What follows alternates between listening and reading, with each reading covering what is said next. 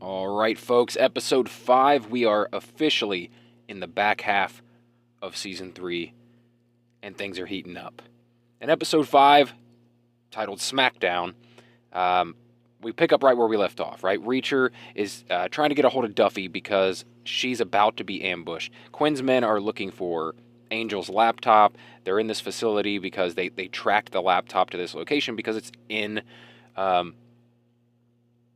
Duffy's car or one of her agent's cars. And so they've been tracking the laptop. They go in there. Unfortunately, Reacher's too late. They don't get out in time. Reacher doesn't get there in time. But there's a crazy shootout. Luckily, Reacher's able to play it off. He kills one guy, but he wants to make sure that he goes back with someone because he can't keep being the only one that survives. It looks a little suspicious. So all that ensues, but, in the mayhem, she dropped her badge. Duffy dropped her badge, but luckily Reacher finds it. So he's got to stash that somewhere when he gets back, and that may come into play later. But he goes back and he stashes it like in a pillow or something, and obviously he's got like a cell phone too, but he hides in his boot. I don't know, it could be in his room as well. Anyway, they get everyone out. The FBI agents get out in time, but Reacher takes out one of the bad guys.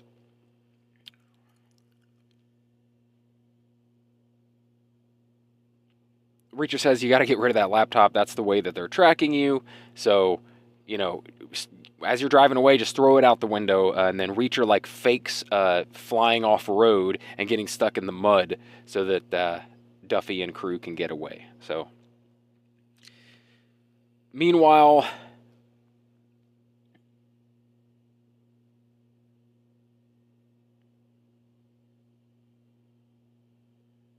when they get back to the house, Beck tells him that two of McCabe's men are there to kind of oversee things, and Reacher goes in, just kind of has to remind these guys that he's the boss here, right? Like he's the head of security here. But he comes in, and one of these guys is like, this is a total Reacher moment. This is like the things we live for when we're reading the books. One of the guys is talking dirty to one of the maids, and Reacher smashes his shin. The guy stands up and he smashes his head into the table, taking him out. And the other guy at the table is just like, I don't want none of that smoke. So, great moment though. I love these quick beatdowns by Reacher. It's like a hallmark of the character in the books and in previous seasons of the show. So back at the lodge where they're hiding Quinn's bodyguard, right? He's been stuck there for days and days and days. He keeps asking the guy that's guarding him, Steven, for a cigarette, and you the whole time you're going, Steven, don't give him the fucking cigarette. It's clear that it's you've held out this long. If you've held out for days, not giving him the cigarette, why would you cave now? Why would you cave? Anyway, he does it. The guy spits alcohol or whatever it is in his face when the guy lights the lighter. It's ridiculous. And sadly, Steven gets his head smashed repeatedly on the ground with a foot. And no more Steven. And Duffy is very upset by this, obviously. She's, possibly lost one other agent or an undercover informant. And then now she's lost this agent who she kind of gave a lot of shit to for blowing an earlier mission, and I don't know. She feels terrible. So the bodyguard's loose. He's heading back to Beck's house, and Reacher has to race to figure out what to do. He's got to race to stop him before he can get back and completely blow Reacher's cover. Right? Tell him that the whole kidnapping event was a fake to infiltrate, and so he can't let that happen. Reacher makes a plan with Guillermo, one of Duffy's teammates, and to stop the guy from getting there. In this plan, Duffy cuts the electricity to the entire city, which is a little overkill. I feel like they could have somehow maybe cut the electricity to the house. I don't know. But then Reacher meets Guillermo at the narrowest section of the road, they like flip his car over to stage an accident, right? It blocks the road, but then also it does something so that when the bodyguard gets there, he's going to have to get out of his car and like investigate whether he's going to help the guy or what. He wants to see what's going on. While this is going on, though, McCabe's guys are searching the entire house up and down, and we know that Reacher has stashed that badge in his room, and they're going through everything. They're ripping up pillows, they're looking through mattresses, like everything. They're searching the maids, all the bodyguards, all the henchmen, like every room in the house to see if there's someone working on the inside here, if there's somebody undercover. Reacher and Guillermo's plan works perfectly. That the guy gets out of the car, he goes up to it, and Guillermo takes him out. Like I think the plan was for Reacher to take him out, but he gets taken out like immediately when he comes up to the car. So that taken care of, Reacher races back to the house, and he's like, "Sorry, I may have overblown things. Just because the electricity went out doesn't mean that someone was coming to attack the compound or whatever." And they're like, "No, we got more serious matters to attend to here. We got a rat here. We got a snake in our midst." And Reacher's like, "Sure, it's him," right? He reaches behind him and like picks up something to fight them off. Just kind of holds it behind his back. But then they reveal that they found a cell phone in one of the maids' rooms. And one of the maids has been a DEA agent this whole time, which also reveals to us that this is about weapons. Did I say DEA? ATF agent. An ATF agent, which reveals to us that this is weapons, not drugs, not anything else. What they're transporting with this rug business is firearms or some sort of weapons, right? And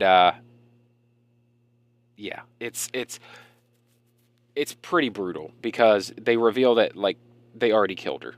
Like Reacher's like, "Oh, let me interrogate her. I'm a professional interrogator," and they're like, "Nah, you're not gonna interrogate her. She's fucking dead." So Reacher's very upset by this. Paulie makes some like wisecrack remark, and this is where you get a real first glimpse of the fact that Paulie is not to be trifled with. Like he is going to give Reacher a run for his money, and because of his remark, Reacher like punches him in the gut, but the dude doesn't even flinch. Right? This is similar to something that happens in the book where Reacher kicks the guy as hard as he can. I don't know if this will happen in the series. I hope it does. But in this version of the story, at least this happened. Reacher hits the guy like as hard as he can in the stomach. Nothing happens, and then Paulie slaps him. You saw it in the trailer. Slaps him, knocking him completely backwards to the ground. Right? Spins him around down to his knees. And Reacher, you could see it on his face. He is visibly distraught by this slap from Paulie. Like, Paulie is no fucking joke. They make a reference to it later where the son is like, I get that you're scared of Paulie. He's like, I'm not scared of him.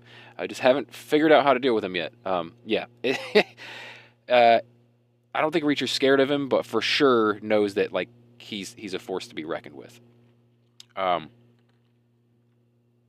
So they go, and also Reachers finds out how they're getting rid of all the bodies, right? Whenever someone dies in this crew or whatever, they're just dumping them in the ocean, and they disappear because the tide brings them out, comes in and pulls anything out like a vacuum, they say, and like gets rid of the bodies forever. This is very, very Dexter, like Bay Harbor Butcher stuff, right? Like you take them to a certain area of the ocean, it's going to get sucked out to the ocean forever. Yeah. And it sucks, man. Like, they go, and he then has to throw the maid over. The Reacher's doing all this because he's like the big guy, right? And he's carrying all these bodies and throwing them over. And but again, the ocean is such a character in this story. Like, they keep coming back to this issue of the ocean, the water, how dark and deep it is, how you get sucked out of the ocean forever. You can hide bodies there. Like, it is a character in its own. It's like foreboding. And we get that a lot in this episode because of the bodies that they're just launching over the cliff out into the ocean. Yeah. It's kind of brutal. It's kind of brutal when they're just throwing bodies over the edge. I don't even think Paulie didn't even mean to kill this girl. He just hit her once to get, to get her to talk, and it killed her. Anyway, we're gonna see those two showdown. We're going to see it. Like, they're 1-1, right? Like, Reacher made him punch himself in the face and knock himself down. He slapped Reacher to the ground. They're 1-1, 1-1 now, and I think there's gonna be a final showdown soon. I keep wondering, like, how much more can there be? I always do this. I always like watch the show and I think, like, I feel like they're rushing this a little bit. Like, how is there still 3 full episodes left, and how are they going to stretch that out? But there's still a lot to deal with. I don't think, like, at the end of this episode, Reacher is actually going to meet McCabe. We do find out somewhere along the way that McCabe, when he was Quinn, when Reacher shot him and he fell over the cliff or whatever, the dude lost his memory. So we don't know how much of it has come back, if he knows who he really is, but apparently he's lost his memory. Is he going to recognize Reacher when he sees him face to face? That's about to happen. The beginning of the next episode will bring us right there with Quinn face to face with Reacher. We're going to see if he recognizes him at all. I have a feeling he will not recognize him, just because if he recognized him, I feel like the story doesn't have enough left to go. To, like, you can't do that. If you recognize them right there, there would be a shootout right there, and that would, like, end the story. We've still got a lot more other stuff to tie up. We've got to stop the guns. I'm sure Reacher's going to stop the selling of the guns somehow. The guns trade. He's got to, and I also feel like they drew attention in this one to, like, the fact that how quickly they killed the maid, that more than likely that undercover informant that was in there that's missing is probably dead. Like, Reacher's sure she's dead, and Duffy has to, like, come to terms with that, and so she's just losing people all over the place.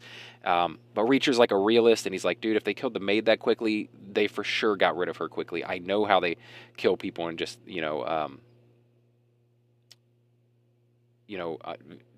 unceremoniously drop them over the edge into the ocean. Like, they don't care to kill someone. So I'm sure that undercover informant is dead. But I have a feeling, I actually don't remember how the book goes, but I have a feeling that agent is not dead. I could be wrong. I don't know. Like I said, I don't remember how that happened in the book, but I have a feeling that agent is still alive, and that's going to keep Reacher from doing anything to McCabe just yet.